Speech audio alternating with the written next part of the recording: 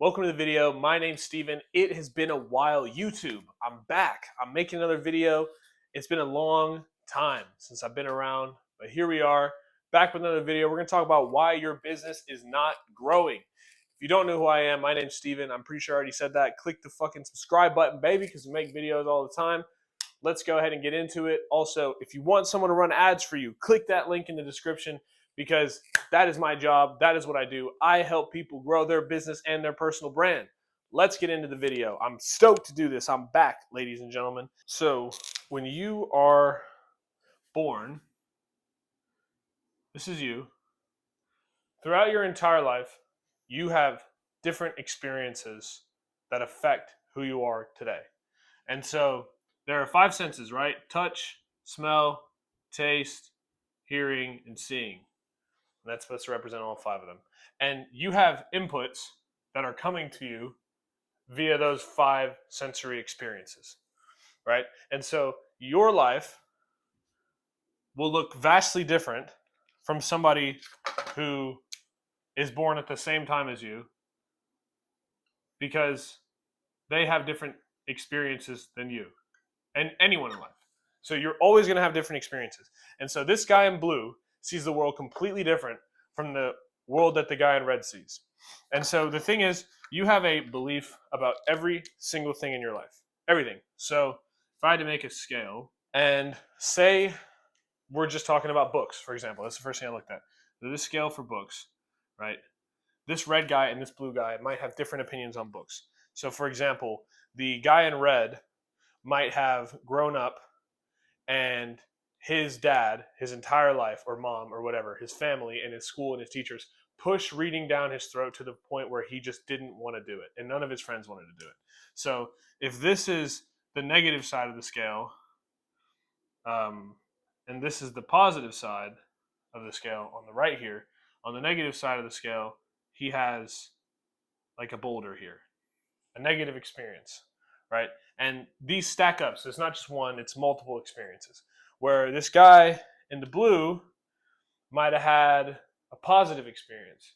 You know, his parents didn't really introduce reading to him, but he picked up a book when he was young. Like maybe one of the most like fundamental experiences for this kid when he was younger, the blue guy, was going to the bookstore on Friday after school, or like the Scholastic Book Fair if you're in the US and that was like an everywhere thing. Like I remember at the book fair, for me and my buddies used to just buy like the little trinkets at the front, and we would just like the like sticky hands, and we would just sit there and slap each other with the sticky hands in class. But I'm sure there were kids in that class too that they were excited when their mom would give them $20 or whatever to go get books from the book fair. And so they would pick up books and go home and read them. And so this guy in blue right here, a core memory for him could have been going to the Scholastic Book Fair and getting that book that he wanted to read and going home and reading it. So that's a positive experience for him.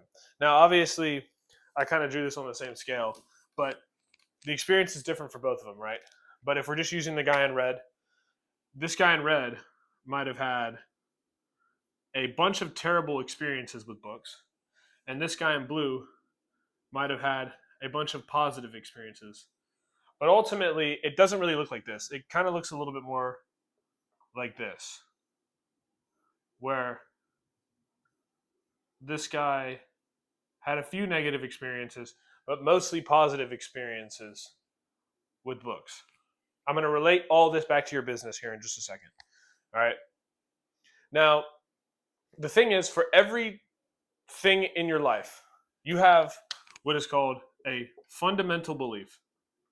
So this video, for example, you might have clicked on this video because it said why your business isn't growing. And your business isn't growing, so you clicked on this video. And you saw me, and you were happy to see me because I've been absent from YouTube for a couple months. And you were like, let's make this happen. But there's another person who didn't click on this video, and maybe they didn't click on the video because, well, this kid's young, he doesn't know what he's talking about. Like, there could be plenty of reasons why he doesn't believe that I could relay the information properly, or he just didn't want to see the video because he doesn't care. And so it's good that you care, and you care about your business, and that's why you're still here. And the fact that you've made it this far proves that you care about your business, because I have not talked about business at all yet. But that all boils down to fundamental beliefs. So while the kid in blue here loved going to the Scholastic Book Fair, the kid in red did not enjoy that experience, and he hated books his entire life.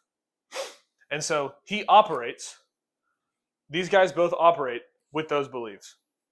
And so if we're going to use the red guy and his belief and say that belief is books are stupid, he will always operate until books are not stupid. How am I saying this? He will always operate under the guise that books are stupid. And so he will operate until the world requires him to read a book, and then he will no longer operate to that scale. And so if this is the line that he is trying to pass, grow his business, and there's a book about growing the business, but he believes books are stupid, he will always operate under this line. And as soon as he gets here and he gets hit, he'll freak out and go back down because it hits a nerve, right? And maybe that's not for everything. Like, it's not for every single thing that happens. But even still, like if you don't like dogs and then your roommate has a dog, you will freak out because your roommate has a dog. Or even if it's just a micro thing, right? It could be like you don't like spaghetti, but it's not because like spaghetti's ever hurt you before, but just because you just really don't like it. And someone puts that spaghetti in front of you, you're just kind of like, ugh, I don't want to do that. And so that's what happens. And so this guy will operate until up to his beliefs. You operate under the guise of your beliefs. Because as soon as someone goes to pop that bubble of your beliefs, that's when chaos occurs. Let's apply this same principle, but let's apply it with money. So we have the guy in red, we're gonna name him Reddy, and we're gonna name the guy in blue, Bluey. You like that? It's pretty good. If you like that, fucking like the video. So this guy in red, say he grew up in a poor family, and he has some core memories in his life of his. Say, for example, this guy's parents fought over money as a child. He will believe that money is bad, potentially, or like somewhere. Again, it's just one experience. It's one experience, but that's one of the 10,000 other experiences that this guy has about money, right? So my parents fought over money as a kid. I was never able to get the things that I wanted. Money's hard to get. All these little beliefs stack up like this. And then of course, like, this kid's on Instagram and he sees the fucking guy flexing the Rolex. And he's like, this guy has a Rolex, and like only rich people have Rolexes, and like they're stupid because they care about money in a materialistic way. And so he has these bad experiences, and it tilts him towards having negative beliefs about money. Now, say this guy grew up in a middle-class household, and his parents usually had the money to pay for what he needed. He never really had to survive or had any crazy like events happen. Maybe his parents bought his car for him, and whenever his friends needed money or he needed money to go out with his friends, he had it. Maybe his parents let him use their credit card, plenty of other things. This guy has a lot more positive beliefs about money. Maybe this guy's parents even gave him $10 every month as an allowance and then said, you have to give us $1 to pay your bills, and you need to like save up your money. And they taught him how to save at a young age and how you can get paid for your value and that sort of stuff. And so this guy has a more positive belief about money, or he worked harder in his life. These are just two examples. There's vastly different examples that can stem from this situation. This guy's life and this guy's life look completely different. And here's the thing. The world to them is seen completely different. Even though it's the same world, because of their perception, they see things differently. This guy might walk into a restaurant and see a happy family dining, and they're dressed in nice clothes, and he might say, well, those people are rude and snobby because some guy when he was 10 years old who looked like he was wealthy yelled at him and said something mean to him or to his family, right? Or maybe his parents got laid off from this big company, and that's what spiraled into whatever happened in his family.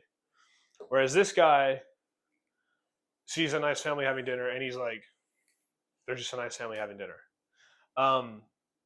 Same scenario, two different people, two different perspectives.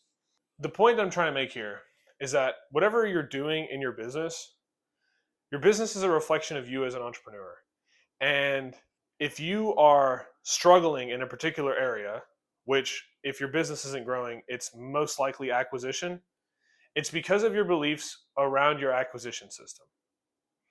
And so there's a few things that you can do for acquisition, but I'll keep it very short. You basically have inbound and you have outbound. Now, inbound is people come to you, and then outbound is you go to other people.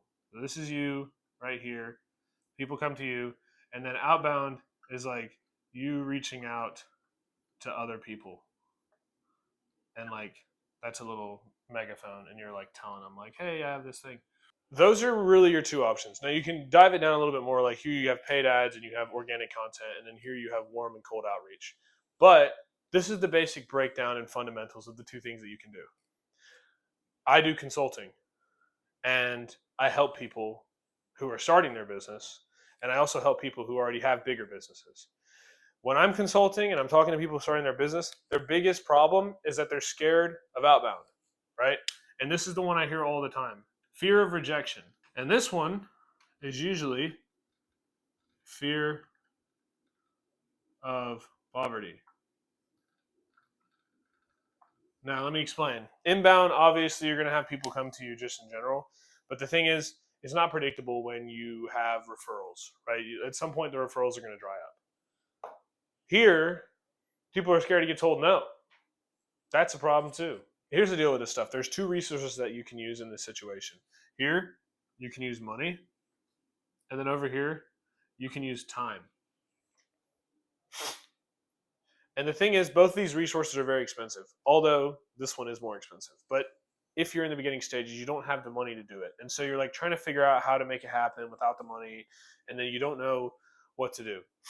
Or you've had bad experiences. Again, this all comes down to bad experience, but you had some bad experience in each one of these fields, and you don't know what to do. And so you're kind of stuck. And I've seen a lot of business owners fuck off with what they need to be doing because they get stuck in this cycle where they're scared of getting told no, or they're scared to spend money on growing their business. Because sales solves a lot of problems. But the reason you're not growing, it's not because your service is bad. I mean, it could be because your service is bad, but realistically, like if you run a service-based business, odds are you probably do have a really good service. And if you're getting referrals, you have a good service. But the truth is you don't have enough inbound or outbound acquisition happening. And so you're scared, and this can cost money too, right? Like if you have door knockers, that costs money as well. So it could be fear of poverty, but these are just like the main ones that I see for each one of these, right? But you have to boil it down to these beliefs. Bring it up to this guy up here, or these two guys up here, right? Fear of poverty. You might have been broke so bad in your life at one point. I think everyone's been there. That when you finally have the money, you're scared to put the money back into the business. Same thing goes here. You had some girl dump you, or like your parents were mean to you as a kid, and so you're scared to get rejected. And so you don't want to make the calls or do the work required. And so that's how this happens. That's how you don't grow your business, because you're scared of something. And so I'm going to briefly give you a couple ways that you can fix that right now. The first thing that you have to do is remind yourself that others have done it, right? I hear people all the time say that cold calling doesn't work, or Facebook ads don't work, or Google ads don't work, or websites don't work. And my answer to that is you're absolutely right. Because if you don't believe it works, it's never going to work. But it definitely has worked for somebody. There is a company out there right now. There's some health insurance company out there right now that makes 100,000 outreaches a year. And they are growing like crazy. There is a company out there right now who's running Facebook ads, who's growing like crazy. There is a company right now, out there, that is killing it with Google ads or content, social media content, whatever the case is, right? Remind yourself that other people have done it. If it works for other people, it has to work for you too. And maybe you have to find the right agency or the right sales team, but it still works. You just have to make sure you do it the right way. Like Facebook ads, you don't just put an ad up and then it's like, we did the work, we're good, now all the leads are going to come in. No, you have to put the ad up, connect the Facebook ads to the CRM, test the ads out, test with multiple pieces of ads, test the copy, test the creatives, add email nurture sequences. Like, you have to do a lot. Make sure the sales team picks up the call whenever the lead comes in within 7 seconds. There's a lot you have to do. Train the sales team. It's not an easy job. But if you find someone or a process and you spend the right amount of money, you can actually make that work for you. But you might be scared to do it because of your experiences. And I've been there too. I've done this plenty of times. Same thing goes here. If you hire the right sales guys and you make them go door knock and you give them the right amount of commission, they're going to come back to you with high quality leads to close. But it could be a poverty thing that you're scared of. I mean, I've had plenty of guys that I've talked to say that they have salesmen that they send out and they give them 1% of the job, of the profit of the job. And the profit of the job is $200 or $10,000. So the kid's making $100 every time he closes a sale. Well, if he closes one sale a week, then he only makes $100 and he doesn't eat. Now, I know other companies that give their sales team 20% of the sale. And so that same kid is getting $2,000 every time he closes a sale. That kid is going to go do crazy things to close the sale. The kid that gets $100, he's going to go out there, knock on 10 doors, he's going to get hot, and he's going to go inside. The kid that knows he's going to make $2,000 is going to tell his grandma, his aunt, his cousins. He's going to go stand outside of Kroger and tell people. He's going to tell all of his friends. He's going to go knock every single door in the area. But you could be scared to give that kid an extra percentage for doing the work required. So that's important to think about. So the first point, remind yourself that somebody has done it. It is possible, okay? And more importantly, we're talking about the beliefs here at the end of the day. We're trying to fix your beliefs. Other people have fixed that belief. This guy right here has stacked up beliefs on this side of the scale to where at some point it tipped the other way. And he had more positive beliefs about money. This has happened to me with plenty of things. And this has probably happened with you too. Okay? Perfect example. If you were like one religion and you switched to another religion, that's what happened. You had more positive experiences with that other religion. And plenty of other people have done it too. So remind yourself that. Now, the second part of this is the main portion of how you're going to fix this problem for yourself. And that is work plus affirmations. Now, I'll say this. The work is more important than the affirmations. But you're going to have to do the work required to grow your business. And the thing is, like I said, you will operate to the extent of which your belief has allowed you to operate at.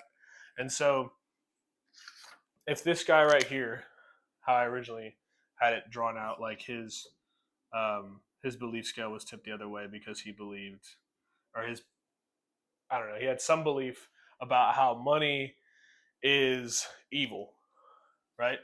This guy, or money is hard to come by. Let's use that for an example here. So here's the scale. This is the threshold at which it takes him to actually like make good things happen. This guy will always operate here. He won't spend money on ads.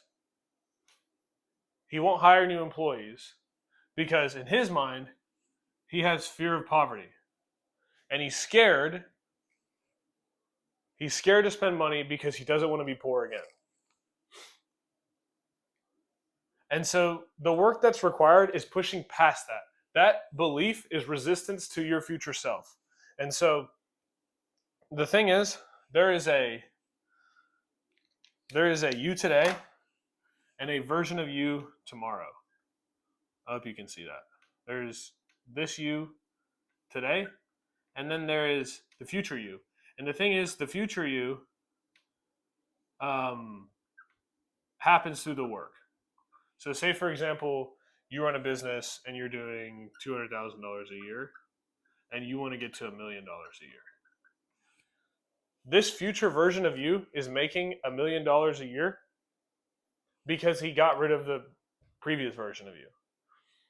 And what happens is the version of you today is going to kick and scratch when you try to destroy those habits and those beliefs and tell you that you're wrong.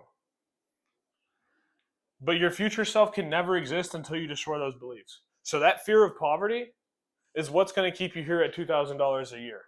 And maybe if you've been in business for a long time and you've been stagnant for a while, that could be the thing that's holding you back. Like literally, that could be the thing that's holding you back because you are scared to lose money. You will always make money when you run ads or when you hire somebody. If you hire the right person, you run the right ads, you knock on the right doors, you hire the right salesman, you have the right pitch, you will always make money.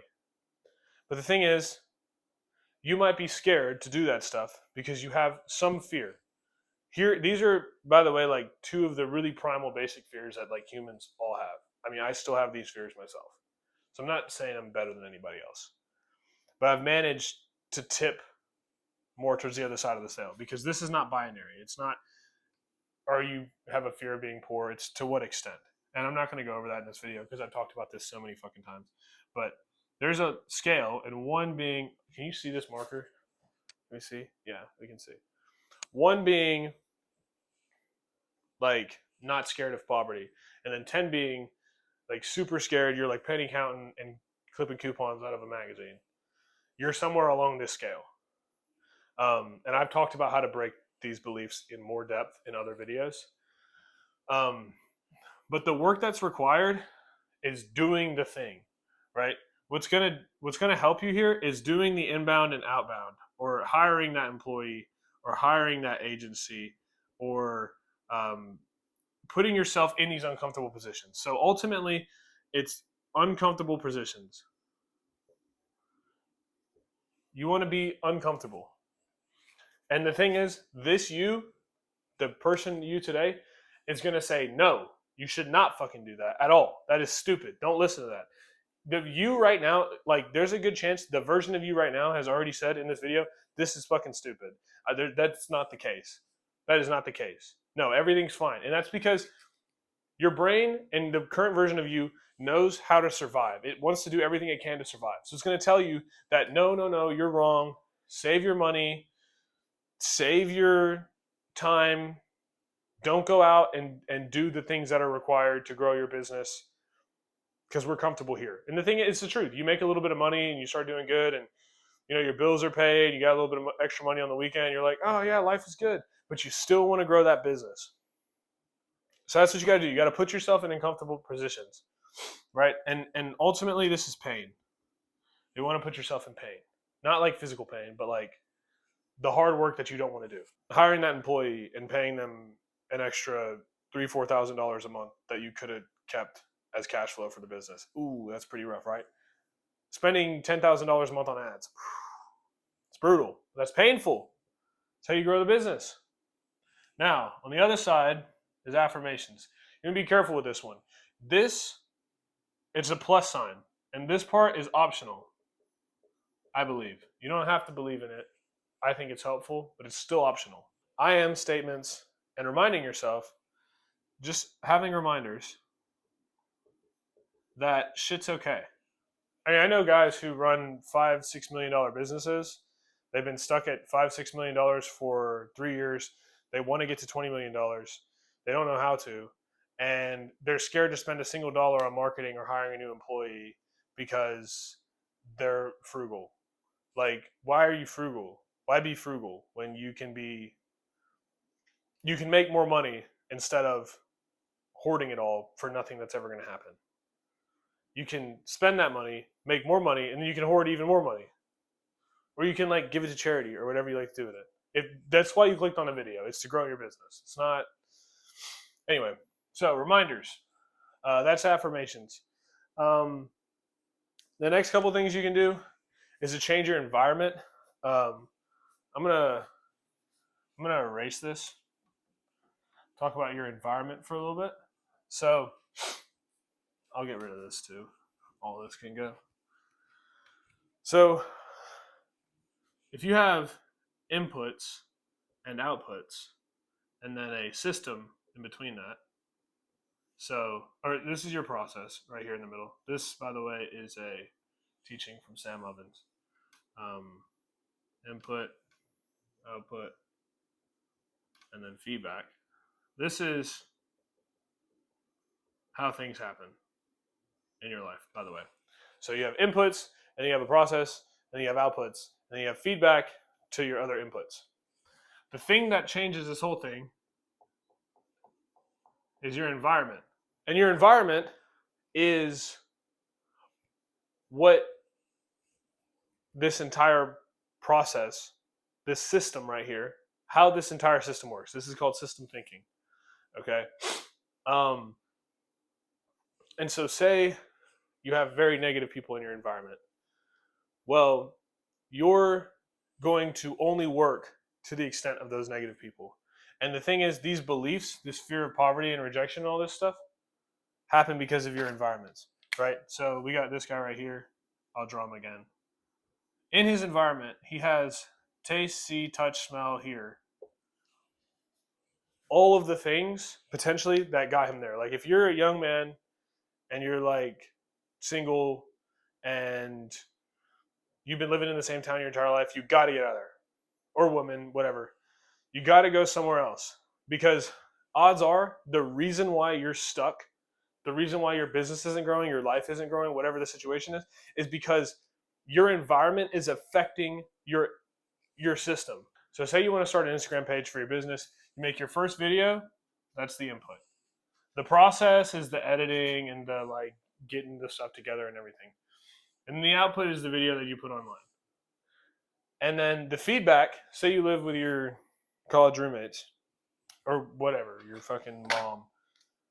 Your feedback, your internal feedback, you might feel good. But the thing is, your environment will also give you the feedback and say, oh, well, I think this video could look better. Or like, oh, look at, and I heard this too when I first started making videos. Oh, look at, I think my first video ever on Instagram was a video where I was talking about this course that I made about marketing. Immediately, the friends in my environment were like, oh, Mr. Course Guy, look at Mr. Course Guy. Yeah, you got a course that you're selling. It was a free course too. Like, it was no paywall, nothing. Free course about marketing. Oh, Mr. Course Guy, look at Mr. Course Guy.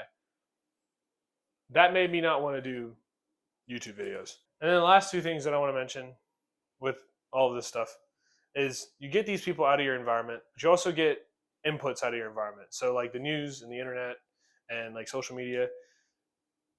The amount of times that I've heard people complain about their business because the government or because of inflation, it has nothing to do with that, bro. It has everything to do with you, your fear of poverty or your fear of rejection or whatever else is in your mind. Dive deep and figure out what that stuff is and realize that it's not the government. It's you.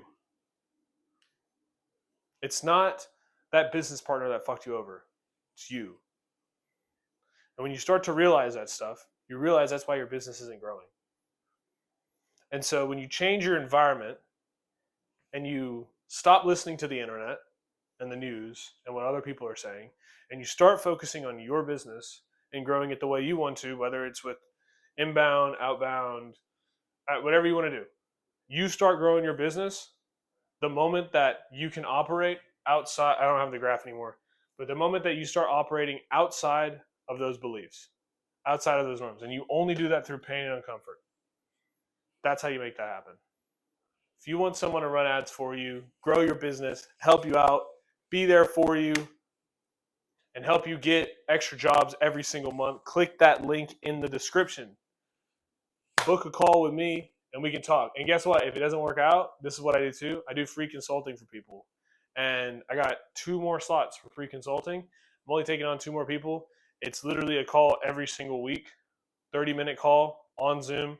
I will give you any information that you need. I got plenty of stuff to help you grow and scale your business. So thank you for watching. Hope you have a good day. Mwah.